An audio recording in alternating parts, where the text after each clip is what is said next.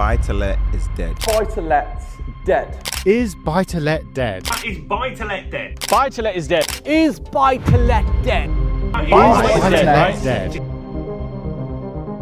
Is buy-to-let actually dead in 2026? Now, you see a lot of people asking this question, a lot of people claiming that it is dead. And in this video, we're going to break down why people are saying buy-to-let is dead, if that's actually true, and if there's no point in investing in property anymore. And thirdly, how the system has been rigged against normal property investors like you and me, and what you can actually do about it. Now, let's be honest. Everyone knows the system is rigged for these big billion-dollar corporations and institutional investors like BlackRock, Lloyds Bank, Vanguard, etc. But instead of whining about it like a lot of people are doing, you just have to understand how and why the system is rigged and see what you can do to make it to your own advantage, and what normal people like you and me can still do to make sure you can still invest in property and make good returns like you used to be able to. Let's start with why people are saying buy-to-let is dead. Now, a lot of landlords are selling up currently. Many of them claiming that because there's no longer any point of doing buy-to-let, it's just not worth it. A lot of them are losing money, some of them are breaking even, and some of them are making such little profit that it's not even worth the hassle of keeping the property. Now, the first reason people are saying buy-to-let is dead is because of something called Section 24. Now, Section 24 removes a landlord's ability to deduct the mortgage interest as a business expense. So instead of paying tax on their profit, they now have to pay tax on their revenue. Now, this did come in a few years ago, but it's absolutely absurd for trying to tax someone on the money that's coming in when they're not even keeping that money. A lot of that money is going back to the bank to pay off the mortgage. It's going on maintenance, it's going on management, it's going on insurance and compliance, etc. And at the end, the very little that they're left with, it's not even being taxed on that profit, it's being taxed on anything that's coming in at all, which is just insane to me. So for context, I've put two examples on screen here. One of what a landlord's property numbers would be looking like before Section 24, and one where the landlord has now been affected by Section 24, especially if it's pushing them into a higher tax bracket where they're now having to pay 40% income tax. The only relief they get is a 20% tax credit on the mortgage interest, which basically does nothing. And as you can see from the example on the screen, a property that's making a couple of £100 profit per month is now being slashed to almost half. And trust me, in some instances, because of Section 24, landlords are losing money entirely, or they're just about breaking even. So why would you keep an asset that you bought to make you money if now it's not even worth the hassle? Like, a lot of people think being a landlord is very easy and very passive, and if you get a managing agent, then yes, that's true. But if you're managing it yourself, then there's a lot of things that go into it that most people aren't even aware of. Why would you go through all of that hassle for barely a couple of £100 per month, which might even be reduced further if they now add national insurance to landlords? If you own the property in your personal name, that's when Section 24 bites you. If you own it in a company, Section 24 doesn't actually apply, which is, of course, great news for the big institutional investors, but it's really bad news for the landlords that bought property 10, 20 years ago just to supplement their income a bit and have a little bit extra to pass down to their wife and kids, right? Most of those people bought it in their personal name, and now they're really feeling the effect of it because no one would have seen this coming.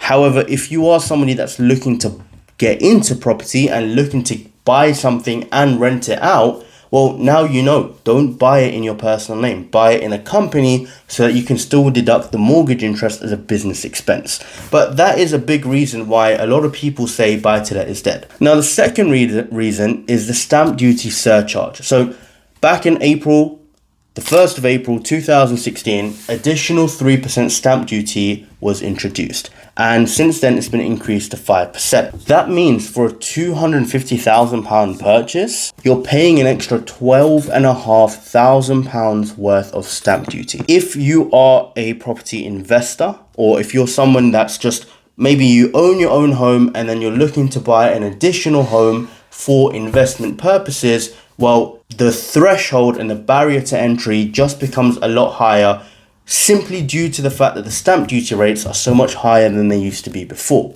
But you may be thinking, well, how does this help the big companies? How does this help people like BlackRock?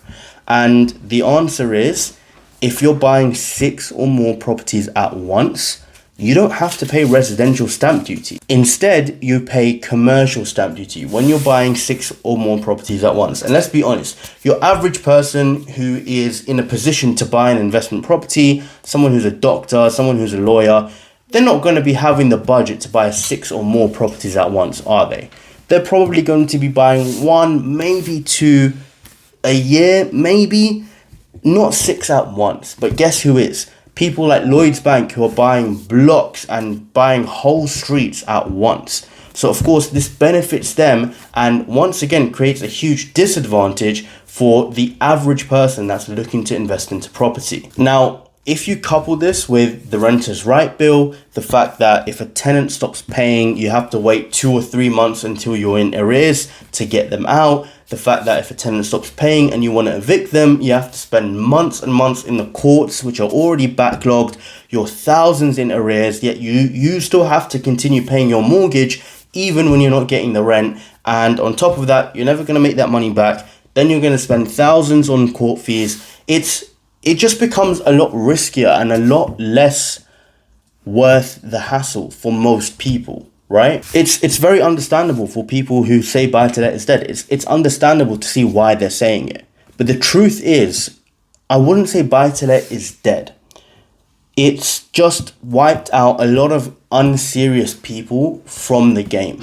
And instead, what's required to actually make it work now is people who actually understand what's going on. You can't just buy a property, stick a tenant and forget about it anymore. No, you have to be up to date with the compliance, with the regulations, with the right type of insurance, etc., etc. And you have to really understand the risks and do things in a different way. It almost needs to be treated like a mini business. And for those of you that don't have a lot of time, that doesn't mean you're going to now have to start becoming a full-time property investor or start running a full-time property business. No, but you do have to do things a bit more carefully. And even if you want a passive income strategy, that's still achievable as long as you're buying the right type of properties and using the right type of strategies and then just giving it to a managing agent. But overall, you just need to be better, smarter, better connected and looking for the right type of deals. Instead of buying something off of Rightmove, you need to be looking at off-market deals where properties are 20, 30, 35% below market value, where you're able to gain instant equity or come up with creative ways of adding value to a property so that you're making sure that you're getting a good deal and your overall ROI is a lot higher. But probably the easiest way of doing this is actually just, instead of renting your property to AST, put it on Airbnb and rent it to guests. Because when you have guests, they're not tenants. If a tenant refuses to leave your property, you can't change the doors. You can't send someone to kick them out straight away. No, you have to fight them in court for months and months, and that's expensive. And you may be thinking, yeah, I'm just going to buy a property and stick a tenant in there, and that's not going to happen. I'm not saying it is definitely going to happen. And if you do still want to rent a property to a tenant, that's absolutely fine. But you need to make sure that they are vetted and you've done a lot of due diligence before allowing them to live in your property. But if you don't want that hassle and if you don't want to take that risk, then if a guest refuses to leave your property, guess what? You can call the police. You can actually get them out quite easily compared to if it's an AST tenant.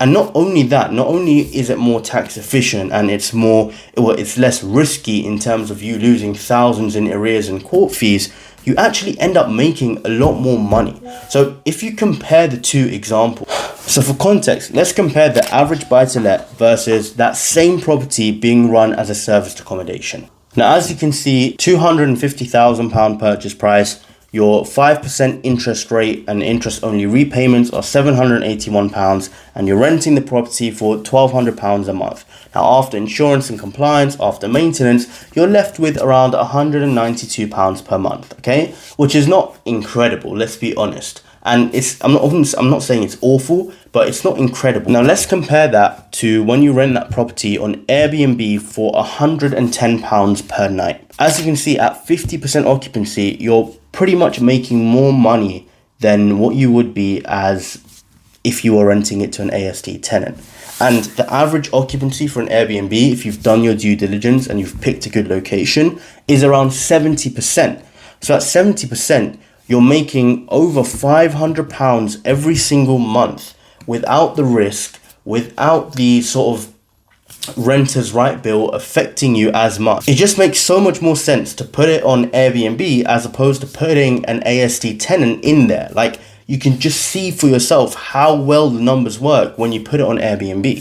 So overall, I'd say buy-to-let is dead if you're doing it the old way. If you're not going to take it seriously, if you're not understanding the new changes and what you need to do, and if you're still just going to buy a property off of Rightmove. But if you're doing it the new way, if you're putting on Airbnb, or if you're buying, even if you want to put an AST tenant in there, but you're buying below market value, you're understanding the risks, then you can still make money in this game. It's not dead as everybody claims to be. And of course, things always change. Right now, it looks a little bit bleak for sort of with the renter's right bill and with the budget coming up. It doesn't look amazing, but that's only if you're doing it the way that everybody else is doing it. If you're buying smart, if you're buying good deals below market value, then it's 100% still worth it. Now, if you want access to juicy below market value deals, then click the first link in our description. We post deals like this and this every single week. And make sure you follow us, make sure you like and subscribe, and I'll see you in the next video.